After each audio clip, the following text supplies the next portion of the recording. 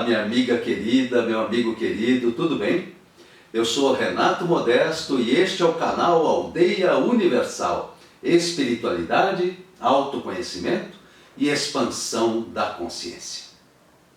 Hoje nós vamos falar sobre um tema que desperta muito interesse e curiosidade. Nós vamos falar sobre os famosos animais de poder. Vamos começar falando um pouco sobre o xamanismo, que é a religião ancestral, o tronco de todas as outras religiões, uma prática espiritual tão remota quanto a consciência do ser humano. Muitos pensam que o xamã é necessariamente uma figura indígena, não é verdade? Mas o fato é que muitas populações indígenas preservaram essa tradição que na verdade remonta dos nossos ancestrais da era paleolítica e que vem, portanto, de milênios. A característica fundamental do xamanismo é considerar que a natureza é viva em todas as suas formas, mineral, vegetal e animal. Uma crença que se chama animismo. Como nós veremos em outros momentos aqui no canal, o espiritismo e a umbanda também utilizam a palavra animismo para se referir a um tipo específico de manifestação mediúnica. Mas aqui, no caso do xamanismo, animismo refere-se à crença de que todos os elementos da natureza possuem alma, possuem espírito. Segundo essa visão, existem espíritos, deidades, que animam as estrelas e planetas, deidades que animam os rios, as pedras, as árvores, tudo, enfim, que compõe a natureza. Segundo essa visão, então, as plantas e os animais também possuem uma alma inteligente, também possuem consciência. E isso não apenas individualmente, mas de uma forma coletiva, uma espécie de eu superior daquela espécie. Tomemos como exemplo um gênero, a família de todos os gatos. O eu superior ou alma de todos os gatos seria então uma deidade. Estamos falando de uma espécie de grande gato, um padrão de energia espiritual que está presente no espírito de todos os gatos. Existem então no xamanismo essas deidades da natureza, algo que é chamado divindade na nomenclatura judaico-cristã, elemental na linguagem do esoterismo, ou deva na nomenclatura oriental. Para o xamanismo, essas divindades explicam aquilo que nós chamamos de instinto, o conhecimento inato, natural, primordial dos animais. Para essa linha espiritual, o instinto é a soma de experiências daquele gênero de animal, que fica armazenada na mente grupal, na matriz, no animal de poder daquele grupo, tornando-se acessível, então, a todos os indivíduos que o compõem. A mesma ideia, então, se aplica a qualquer outro animal além do gato que nós citamos, sendo comum no xamanismo americano a crença de que existem entidades espirituais poderosas, referidas, por exemplo, como o grande urso ou a grande águia. O animal de poder também é chamado de totem, ou de espírito protetor. Nas tribos de índios americanos é muito comum existir o totem esculpido em madeira, representando vários animais de poder diferentes, um em cima do outro. Uma águia, um urso, um alce e assim por diante. No xamanismo acredita-se que esses grandes espíritos animais podem nos auxiliar espiritualmente, funcionando como ajudantes ou aliados. O xamã em transe pode buscar orientação e energia nos animais de poder, terminando por se identificar mais com algum deles em especial. De acordo com essa crença, da mesma forma que todos nós temos orixás específicos que nos protegem, ou um anjo da guarda, por exemplo, nós temos também animais de poder que se afinam com a nossa energia vibratória e que funcionam como guardiões.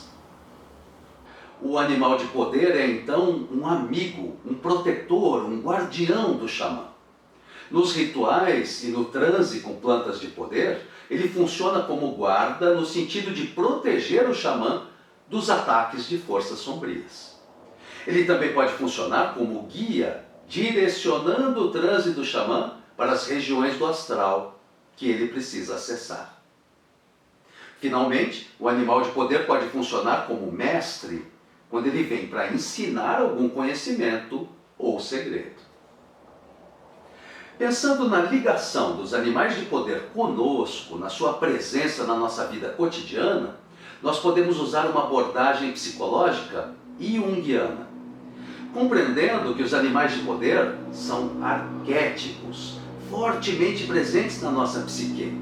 Isso é, eles são símbolos de energias ou de forças do instinto que existem no nosso inconsciente e que são personificadas, que assumem a aparência de um determinado animal, personificando então simbolicamente as suas características. Essas características são bem fáceis de serem intuídas, pois basta nós pensarmos nas características preponderantes de cada animal. Por exemplo, a águia. A águia possui uma visão aguda, acurada, que lhe permite localizar as suas presas lá do alto. O fato dela voar alto também propicia uma visão geral e abrangente de uma vasta extensão do terreno, não é verdade? Então esse animal de poder está ligado à clareza mental, à iluminação, à visão ampla, à elevação do espírito. A águia é então um guardião que nos permite tomar decisões e definir metas com clareza, com objetividade, com uma boa visão de todos os fatores implicados na situação e com uma boa previsão das consequências. Agora outro exemplo, o urso. O urso é um animal de poder relacionado à força. Afinal, o urso possui uma enorme força física.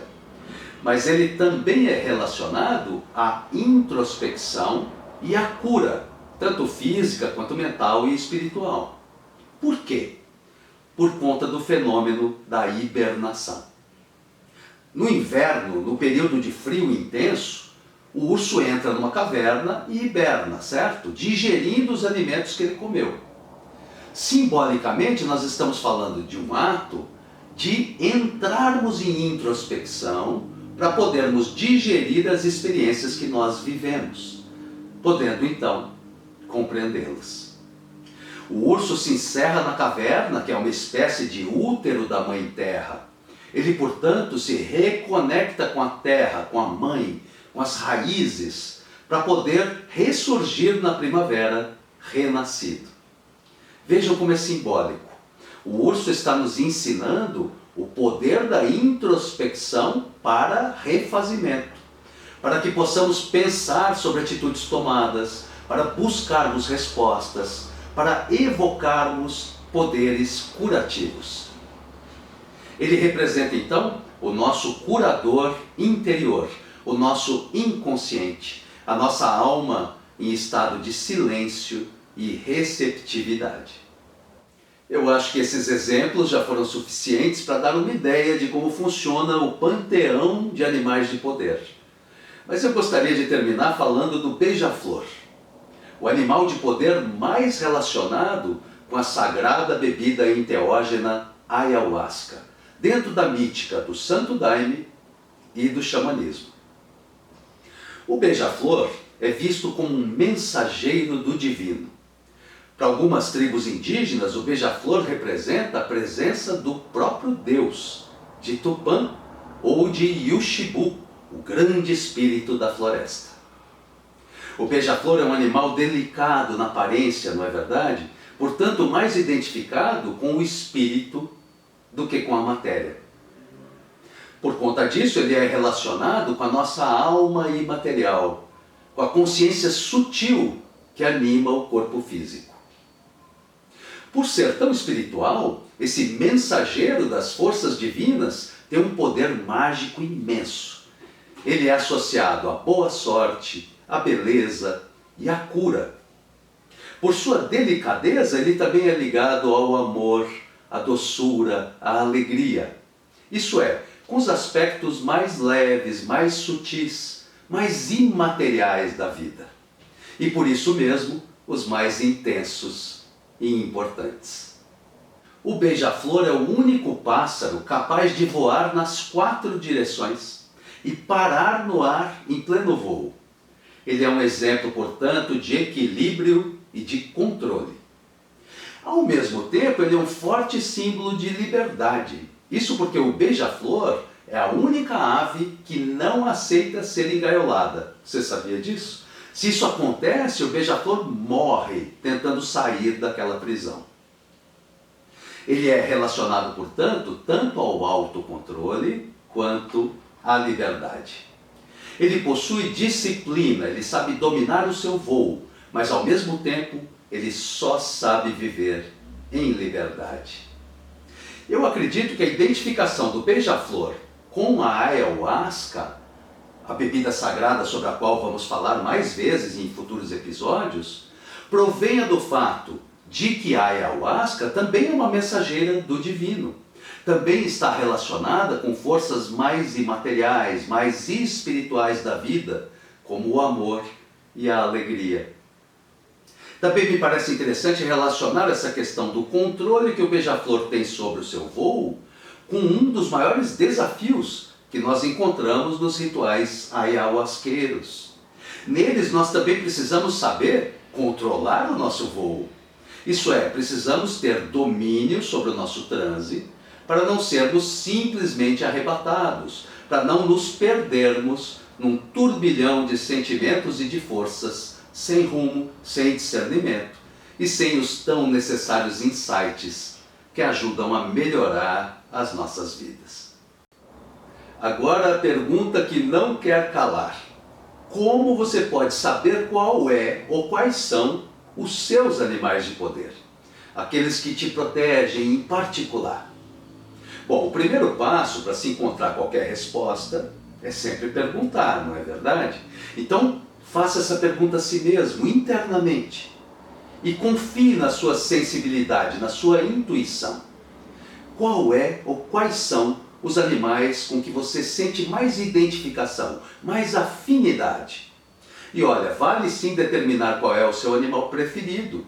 Afinal, não é sem razão que você se identifica com ele. Além disso, fique bem atento aos seus sonhos. É muito comum que os animais de poder se manifestem nas nossas visões noturnas, principalmente quando nós estamos pensando nesse assunto, conectados com essa questão, como eu acredito está acontecendo com você agora. Sonhos repetidos com o mesmo animal são indicações ainda mais potentes. Também é interessante notar que essa resposta não é fixa. Animais diferentes podem se manifestar no nosso universo vibratório e nos nossos sonhos, dependendo da fase que nós estamos vivendo e da nossa necessidade espiritual naquele momento das nossas vidas. É importante lembrar sempre de que nós somos parte de um mesmo todo e de que tudo está interligado na unidade divina que de fato somos. Nós vivemos na natureza e a natureza vive em nós, em completa codependência e inter-relação. Eu desejo então que você tenha em sua vida a coragem do leão, a força do urso, a perseverança da cabra, a clareza de visão da águia e assim por diante, sempre com equilíbrio e com boas intenções na medida das suas necessidades. Se você gostou desse vídeo, por favor, dê o seu like aqui embaixo, deixe a sua pergunta, seu comentário e compartilhe com os amigos. Eu também te peço, e isso é muito importante, que siga o canal Aldeia Universal aqui no YouTube, para que a gente possa seguir juntos nesses estudos. Muito obrigado pela sua companhia. Vai ser um grande prazer seguir nessa jornada de autoconhecimento com você. Até o próximo encontro. Muita paz e felicidade em sua vida.